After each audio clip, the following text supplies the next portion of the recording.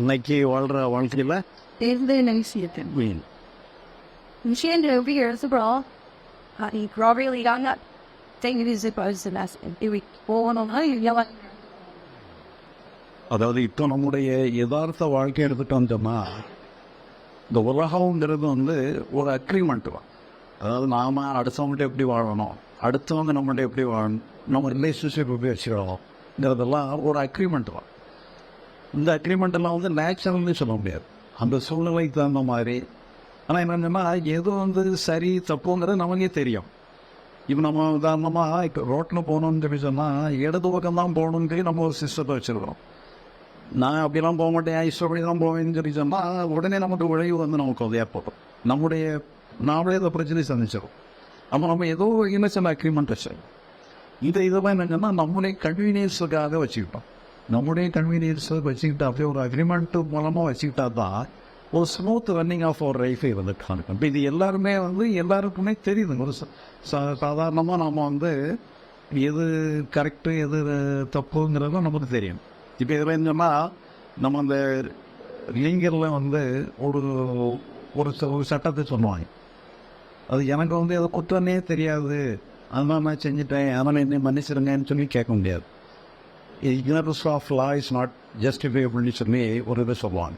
எனக்கு குற்றம் தெரியாது, ஆனால் நான் செஞ்சுட்டேன்னு சொல்லி என்ன சொல்லி சொன்னால் நம்ம நேச்சுரலாகவே நமக்கு எல்லாருக்குமே எது தப்பு எது ரைட்டுங்கிறது எல்லாருக்குமே தெரியும். ஒரு அவங்க மனசாட்சிக்கே இது தப்பு ரைட்டுங்கிறது நமக்கே தெரியும்.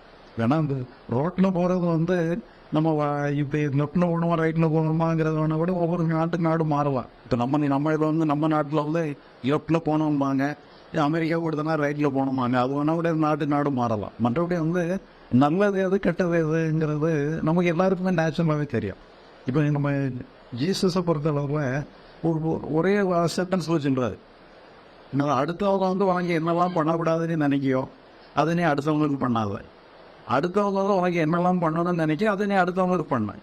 நம்மளோட ரிலேஷன்ஷிப் அவ்வளோதான். இப்போ இதை அனுசரித்து நம்ம உலக வாழ்க்கையை நம்ம வச்சுக்கிடலாம். இப்போ இதெல்லாம் எக்ஸ்டர்னலாக நம்ம ரிலேஷன்ஷிப் வச்சுக்கிடலாம். இப்போ இதில் நம்ம இது வரைக்கும் அப்படி தான் வாழ்ந்துட்டு இருக்கோம். யாருமே அதில் ஒன்று நம்ம எல்லாருமே அராஜகமாக இருந்துட்டு இருக்கோம், தப்பாக நடந்துட்டு இருக்கோம்னு சொல்ல முடியாது. எல்லாருமே கரெக்டாக தான் வாழ்ந்துட்டு இருக்கோம். இந்த வாழ்க்கையில் நீங்கள் இன்னும் கொஞ்சம் கூட நீங்கள் உற்சாகமாக நீங்கள் இப்போ எப்படி வாழ்கிறீங்களோ இதே வாழ்க்கையில் என்ன நீங்கள் உற்சாகமாக ஒரு தன்னம்பிக்கையோடு நீங்கள் வாழலாம். அதில் எந்த மாற்றமே வேண்டியதில்லை. நீங்கள் செய்கிற வாழ்க்கையில் யாருமே இங்கே யாருமே நான் சட்டவிரோதமாக தான் வாழ்வேன்னு சொல்லிட்டு இங்கே யாரும் உட்காரல. நான் எப்படி வேணாலும் வாழ்வேன்னு சொல்லவங்க இங்கே யாரும் வருவேன். இப்போ எல்லாருமே ஒரு நல்ல ஆரோக்கியமான மனநிலையோட ஒரு ஆரோக்கியமான அறிவோட எல்லாருமே ஒரு நல்ல அம்சத்தோடு தான் எல்லாரும் இருக்கிறீங்க. ஆனால் நீங்கள் இப்போ எப்படி வாழ்கிறீங்களோ இந்த வாழ்க்கையில் எந்த தப்புமே கிடையாது. நீங்கள் இப்படி வாழ்கிற மாதிரியே வாழலாம். இது இன்னும் கொஞ்சம் நீங்கள் நல்ல முறையில் ஒரு வெற்றிகரமான மனப்பான்மையோட ஒரு வெற்றிகரமான ஒரு உணர்நிலையை உருவாக்கிட்டு நல்லதை நினச்சி நல்லதையே டெவலப் பண்ணுறதுக்கு நீங்கள் முயற்சி பண்ணி வரலாம். இதில் என்ன ஒரு நம்ம சொல்கிறதுக்கும் இதுக்கு என்ன ஒரே மாற்றம்னா நம்ம அகத்துக்குள்ள ஒரு போராட்டத்தை வச்சுக்கிடும். ஒரு மன உணர்ச்சிகளை நம்ம கட்டுப்படுத்தி நம்ம சொல்கிறபடியெல்லாம் நம்ம மனசு கேட்கணும்னு சொல்லி நம்ம மனசை நம்ம கண்ட்ரோலுக்கு எடுக்கிறதுக்காக ஒரு போராடிட்டு இருக்கோம். அந்த அக போராட்டத்தை மட்டும் கையில் விட்டுருங்கன்னு சொல்கிறோம். மற்றது எதுலையுமே நீங்கள் எந்த மாற்றத்தையும் பண்ண வேண்டிய நீங்கள் புறத்தை பொறுத்தளவில் நீங்கள் இது வரைக்கும் வச்சுருக்கிற உறவுகளை பொறுத்தளவில் வாழ்க்கையை பொறுத்தளவில் நீங்கள் இப்படி உள்ள வாழ்க்கையை நீங்கள் கன்வியூ பண்ணுங்க. இது என்னோட சிறப்பாக்க முடியுங்கன்னா சிறப்பாக்கிடுங்க. எவ்வளோ தூரம் செட்டப் பண்ண முடியுமோ எவ்வளோ தூரம் பெர்ஃபெக்ட் பண்ண முடியுமோ அந்த அளவு தான் நீங்கள் டெவலப் பண்ணிக்கிட்டே போங்க. அது எந்த உரிமை கிடையாது. ஏன்னா அகத்தை பொறுத்தவரை நமக்கு எந்த உணர்ச்சிகள் வரலாம், அந்த உணர்ச்சி வரக்கூடாது.